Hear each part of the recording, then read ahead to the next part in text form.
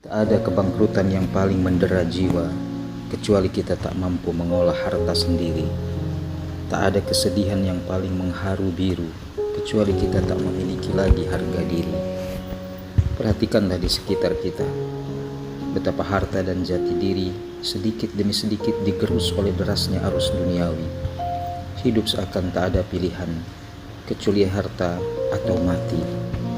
Karenanya, tanpa merasa berdosa, ada di antara kita yang hidupnya menjadi hamba harta, tahta dan wanita.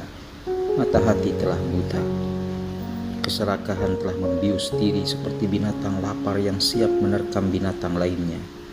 Pantaslah Allah menyebut mereka lebih sesat dari binatang ternak. Caranya bertutur, bersikap dan bertindak penuh kontradiksi dengan apa yang diyakininya. Kita pandai membuat pernyataan, tetapi tidak dalam kenyataan. Setiap saat bibir kita basah membaca surah Al-Fatihah, agar kita tidak termasuk orang yang dimurkai dan zalim.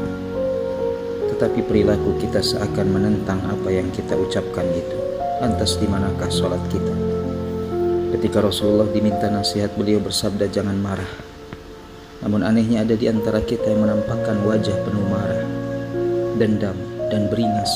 Di manakah sikap penyantun yang menjadi mutiara akhlakul karimah? Ketika Rasul mengatakan muslim itu adalah mereka yang menyebabkan muslim lainnya selamat dari tangan dan lidahnya. Sebaliknya kita menentang sabda Rasulullah dengan menampakkan sikap anarkisme, bahkan tak segan merusak sehingga menyebabkan orang lain gelisah dan ketakutan. Masih muslimkah kita? Pantaslah para ulama berkata, cahaya Islam tertutup karena kelakuan umat Islam itu sendiri. Maka kini saatnya kita melepaskan diri dari belenggu kegelapan untuk menggapai cahaya ilahi.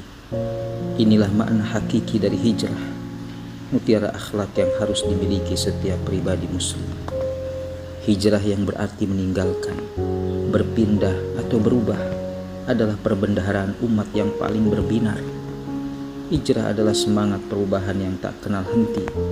Ia bagaikan ombak samudra yang terus-menerus menerpa pantai.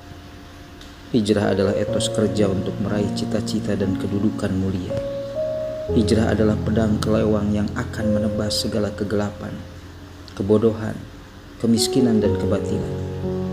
Dengan semangat hijrah itu pula, kita akan mengubah nasib yang buruk yang telah menutupi keindahan wajah dan jati diri kita sebagai pembawa pelita cahaya rahmatan lil alamin.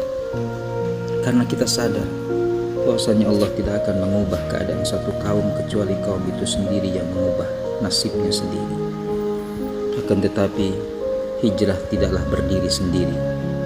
Hijrah adalah senyawa dengan iman dan kesungguhan.